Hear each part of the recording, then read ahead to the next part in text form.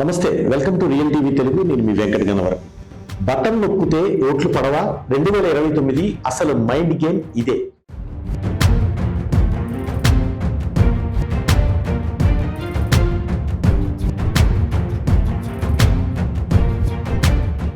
ఒకప్పుడు మంత్రాలకు చింతకాయలు రాలవేమో కానీ ఇప్పుడు మాత్రం అకౌంట్లో డబ్బులు పెడితే ఓట్లు రాలడం లేదు.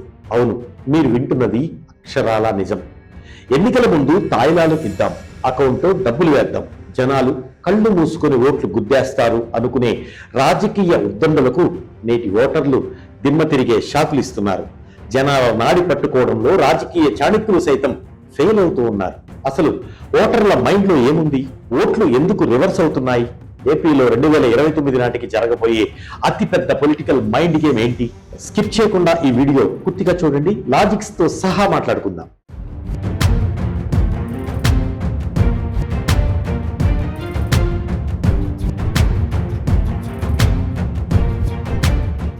ఎంత పెద్ద వ్యూహకర్తకైనా ఇప్పుడు జనాల నాడి పట్టుకోవటం బ్రహ్మ విద్యలా మారింది. ఎందుకంటే జనాలు ఇప్పుడు స్మార్ట్ ఫోన్ యుగంలో ఉన్నారు. తలపండిన పొలిటీషియన్స్ కే రాజకీయ విశ్లేషకులు నేర్పించే స్థాయికి ఎదిగిపోయారు. సరిగ్గా గమనిస్తే పంచుకుంటూ పోతే పవర్ వస్తుందనే ఫార్ములా వరుసగా ఫెయిల్ అవుతూ వస్తోంది.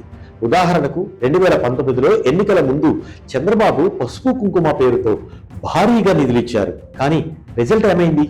టీడీపీ ఓడిపోయింది. ఇక తెలంగాణలో కేసీఆర్ దళిత బంధు, రైతు బంధు లాంటి ఎన్నో పథకాలు ఇచ్చారు. మూడోసారి గెలిచారా? లేదు. ఇక రీసెంట్ గా తమిళనాడు ముఖ్యమంత్రి స్టాలిన్ 2026 ఎన్నికలను దృష్టిలో పెట్టుకుని పొంగల్ కానుక కింద 90% కుటుంబాలకు 6,000 రూపాయల గిఫ్ట్ ఇచ్చారు. 100,000 కోట్లు ఖర్చు పెట్టారు. తీరా చూస్తే డిఎంకేకి ఎదురుదెబ్బ తగిలింది. అంతదాకా ఎందుకు? ఏపీలో వైఎస్ జగన్ ప్రభుత్వం 2019 నుంచి 2024 దాకా కనీసం సెకండ్ థాట్ లేకుండా సంక్షేమం, బటన్ నొక్కుడు అనే ఫార్ములానే నమ్ముకున్నారు. ఏకంగా 2,70,000 కోట్లు అప్పు చేసి మరీ పంచారు. కానీ ప్రజలిచ్చిన తీర్పు ఏంటి? కేవలం 11 సీట్లు. మరి చేతికి ఎముక లేకుండా ఇన్ని లక్షల కోట్లు పంచిన పార్టీలను జనాలు ఎందుకు నిర్దాక్షిణ్యంగా ఇంటికి పంపించేసేశారు? దీనికి సింపుల్ గా ఆన్సర్ డెవలప్మెంట్. ఈ విషయాన్నే ఇటీవల కాకినాడ సభలో డిప్యూటీ సీఎం పవన్ కళ్యాణ్ బద్దలు కొట్టారు. కేవలం సంక్షేమం చేస్తూ పోతే అదే గెలిపించదు, జనాలకు అభివృద్ధి కూడా కావాలి అని జగన్ ఓటమిని ఉదాహరిస్తూ చెప్పారు. నిజమే కదా. 2024లో జగన్ ఓడిపోవడానికి కారణం ఆయన పథకాలు ఇవ్వకపోవటం కాదు, రాజధాని లేకపోవటం, రోడ్లు గుంతలు పడటం, పరిశ్రమలు రాకపోవటం, యువతకు ఉద్యోగాలు లేకపోవటం. కేవలం మా అకౌంట్లో డబ్బులు పెడితే సరిపోదు, మా పిల్లల భవిష్యత్తు కోసం మౌలిక సదుపాయాలు కావాలి అని జనాలు బలంగా కోరుకుంటూ ఉన్నారు.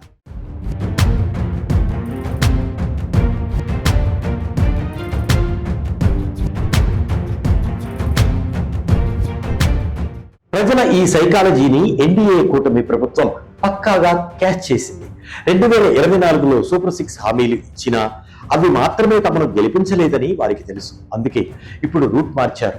ప్రస్తుతం ఇస్తున్న పథకాలను 2029 దాకా కంటిన్యూ చేస్తూనే కొత్త పథకాల జోలికి పోకుండా ఫోకస్ మొత్తం అభివృద్ధి వైపు మళ్లించారు. ఆగిపోయిన ప్రాజెక్టులను పరుగులు పెట్టించడం, అమరావతి నిర్మాణం, పరిశ్రమల సాధన, ఇలా టోటల్ డెవలప్మెంట్ ఎజెండాతో 2029 ఎన్నికలకు వెళ్లాలని కూటమి డిసైడ్ అయిపోయింది. కానీ ఇక్కడే అసలు ట్విస్ట్ ఉంది. వైసీపీ మాత్రం ఇంకా అదే పాత ట్రాక్ లో ఉంది. ఇంకా సంక్షేమం చుట్టూనే వాళ్ళ రాజకీయం తిరుగుతోంది. రాజధాని ఏది, ప్రాంతాల వారీగా ఎలాంటి అభివృద్ధి చేస్తారు అన్న దానిపై వైసీపీ దగ్గర క్లారిటీ లేకపోవటం, తరచూ స్టాండ్ మార్చుకోవటం ఆ పార్టీకి బూమరాంగ్ అవుతుందని పొలిటికల్ అనలిస్టులు చెప్తున్నారు. మరి దీనిపై మీరేమంటారు? వచ్చే ఎన్నికల్లో కేవలం పథకాలు ఇచ్చిస్తే జనాలు ఓట్లు వేస్తారా, లేక అభివృద్ధి చూసి ఓట్లు వేస్తారా? వైసీపీ తన రూట్ మార్చుకోవాల్సిన టైం వచ్చిందా? కామెంట్ చేయండి.